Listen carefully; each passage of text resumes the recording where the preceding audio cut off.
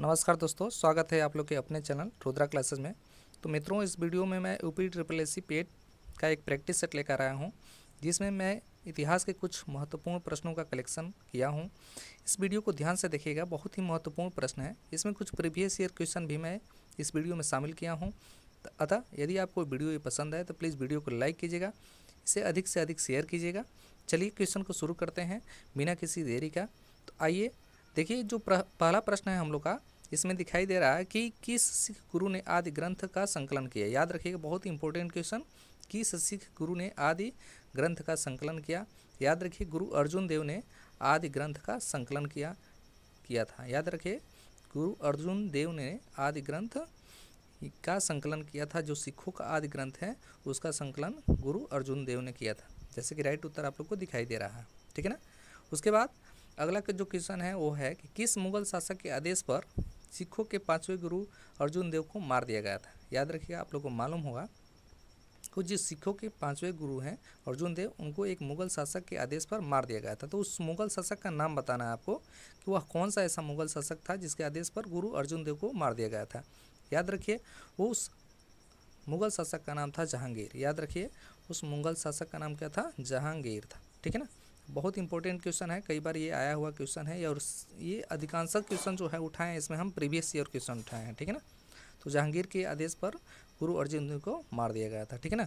तो भक्ति आंदोलन को उत्तर भारत में लाने का श्रेय किसे दिया जाता है? याद रखिए, गुरु रामानंद को। याद रखिए, गुरु रामानंद को भक्ति आंदोलन को उत्तर भारत में लाने का श्रेय दिया जाता है। याद रखिए, गुरु रामानंद को भक्ति आंदोलन को उत्तर भारत में लाने का श्रेय दिया जाता है। ठीक है ना। चलिए चलते हैं अगले क्वेश्चन पे।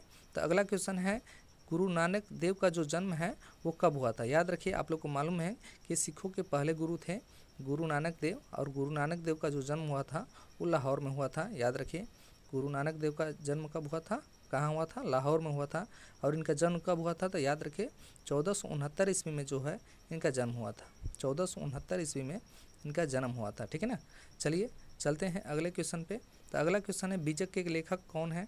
याद रखिए, बीजक के जो लेखक थे वो थे कबीरदास। याद रखिए, बीजक के लेखक कौन थे? तो वो थे कबीरदास। बीजक के लेखक कबीरदास। इंपॉर्टेंट क्वेश्चन है। वीडियो पसंद आए तो प्लीज़ वीडियो को लाइक कीजिएगा, चैनल पर नए हैं तो सब्सक्राइब कर लीजिएगा, क्योंकि ऐसे ही बहुत ही इंपॉर्टेंट वीडियो मैं डालता रहता हूँ अपने चैनल पे। जो यूपी ट्रिपल एस सी जो वीडियो री एग्ज़ाम है, यूपी ट्रिपल एस सी पेट का, यूपी पुलिस, एसएससी जीडी से संबंधित यदि आप बेहतरीन तैयारी करना चाहते हैं तो आप हमारे चैनल से जुड़ सकते हैं। ठीक है। चलिए चलते हैं अगले क्वेश्चन पे। तो अगला क्वेश्चन है कि किस शासक की मृत्यु पुस्तकालय की सीढ़ियों से गिरकर हुई थी। तो याद रखिए, बहुत इंपॉर्टेंट और आसान क्वेश्चन है।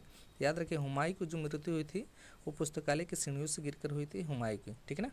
चलिए चलते हैं अगले क्वेश्चन पे। तो अगला क्वेश्चन है कि किस वर्ष बाबर ने इब्राहिम लोदी को पानीपत की लड़ाई में पराजित किया था। याद रखिए, 1526 ईस्वी में। याद रखिए, 1526 ईस्वी में बाबर ने पानीपत की लड़ाई में इब्राहिम लोदी को पराजित किया था। ठीक है ना। चलिए चलते हैं अगले क्वेश्चन पे। तो अगला क्वेश्चन है कि आगरा के किले का निर्माण किस मुगल शासक ने कराया था। मोस्ट इंपॉर्टेंट क्वेश्चन है। याद रखिए, अकबर ने आगरे के किले का निर्माण करवाया था। याद रखिए, अकबर ने आगरे के किले का निर्माण करवाया था। ठीक है ना। उसके बाद कह रहा है कि बिहार के सासाराम में किस प्राचीन सम्राट का मकबरा है। तो याद रखिए, शेर शाह सूरी। बहुत इंपॉर्टेंट क्वेश्चन और आसान क्वेश्चन, लगभग सबको मालूम होगा।